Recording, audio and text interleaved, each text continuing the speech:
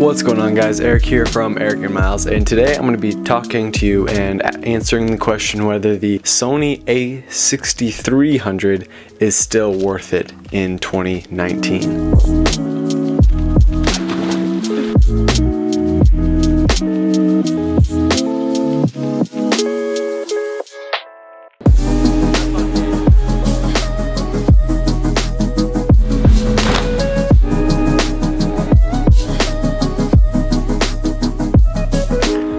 So as most of you know, I bought this camera, the original A7, about 9 months ago, and I love it. I still own it, bought a bunch of lenses for it, and plan to keep it for a long time. And since then, I've decided I need a B camera or just an extra camera to have when I'm shooting weddings, because this is my main camera, but I just needed an extra one just for, you know, smaller stuff, gimbal work and such. And so I decided on the A6300. I know it has two other versions, or three, I guess, the A6000, the A64000, and A65000, and I'm going to tell you why I got this. So the reason I picked this over the A6000 is because of this, the mic jack. That's it, almost it.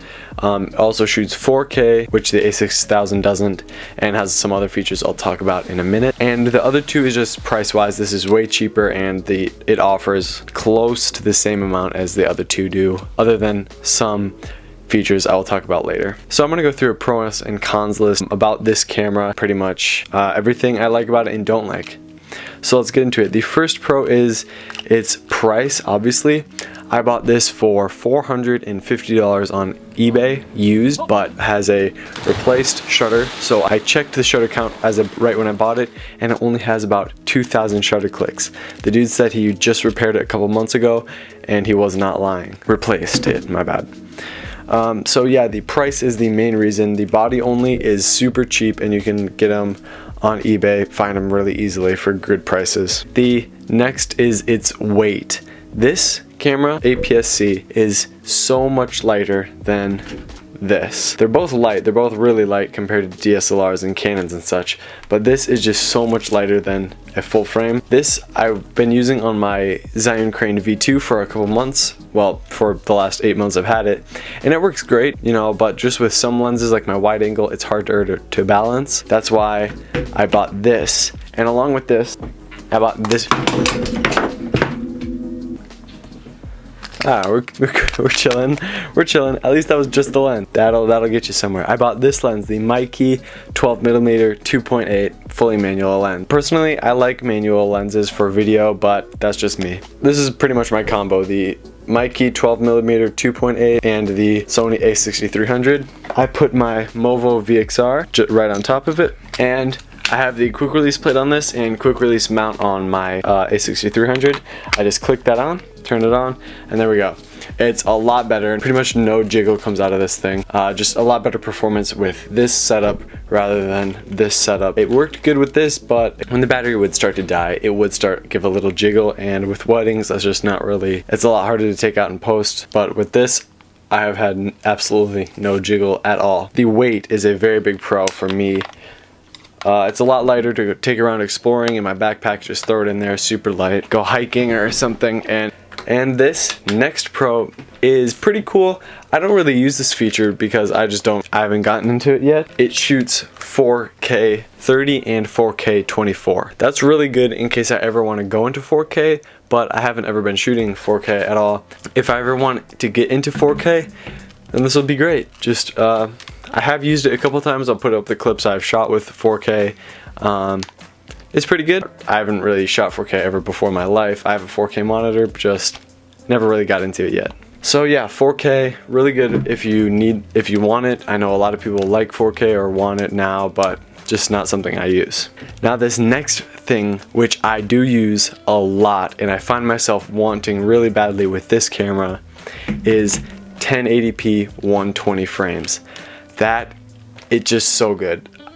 Oh, I love slow-mo so much, and this tiny camera can put out amazing 1080 120. I'll put up some clips I took of it with 1080 120. Oh man, that's something I really love about this.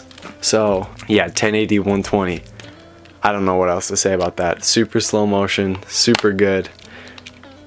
And yeah, that's pretty much it. The next is its Codex. It shoots XAVC HD.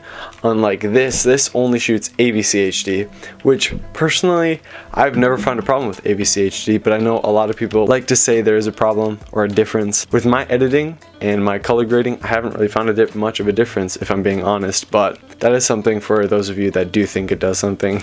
I'm not saying it doesn't, just I haven't ever noticed it. Next pro is its autofocus. This thing is insane. This lens isn't AF, but when I put on this 24-70 Zeiss, this thing flies. I move it and it's just like that. The AF, it just clicks in right there. I'll put up some example clips. It's insane, it's fast. What more needs to be said? So the last pro I have with this camera is its low light. This shoots up to 51,000 ISO. Of course, that's insanely high and I would never really use it, but if I'm just doing like a vlog or something, I've used it before. I would never use it professionally is what I meant. But yeah, that's a nice little pro. Now let's get into the cons. There isn't much for this camera that I've found yet, other than the averages. You know, Sony batteries, not great. But its sensor is APC HD, which is super, like, compared to my full frame A7, that's the main difference why I like this more than this, is the full frame on this. That's a big con, but you know, a lot of people still shoot APC HD. What the heck? APC, APS-C, APC, APS-C. Am I going insane? But anyways, a lot of people still use these sensors, which I understand. You know, full frame lenses are way more expensive. It's just something I like. I personally prefer full frame over APS-C. That's just a con in my opinion, but it's not too big. It's an APS-C camera. What do I expect? And the last one is no in-body image stabilization. Just like this, no IBIS. I've gotten used to it. I have no problem with it. This lens has amazing in-lens optical stabilization, and when I'm using that on this, it's really good. But yeah, that's pretty much it. I haven't really had too much problem with it. That is pretty much it. Is this camera worth it in 2019? 100% yes. I know with the older models, it used to have an overheating issue. Not once have I had that. I've used this in 90-degree weather for 5 hours. No overheating issues at all. Another con I forgot to mention is the screen. When you go into 4K, the whole screen gets a lot dimmer, and that is the same with 1080, 120. Something you gotta live with, but yeah, it's just, you can't really see jack when it's this dim. So yeah, that's pretty much it. If you liked this video, remember to like, comment, and subscribe. Check out my other Sony videos. I have a lot of videos about this camera, and yeah, I'm going to do a lot more videos with this camera now. I'm going to be shooting a wedding soon. Give this a test with that wedding. Hopefully it performs as good as I expect it to. So yeah, that's it. If you liked this video, remember to like, comment, and subscribe. Consider sharing with a friend if you thought it was helpful. Check out some of our other content, and see you next time. At a Clippers game on the court side, watch a nigga shoot like a 4-5. They mad at me too, I got more fire. Why these bitches see you? Go home ride.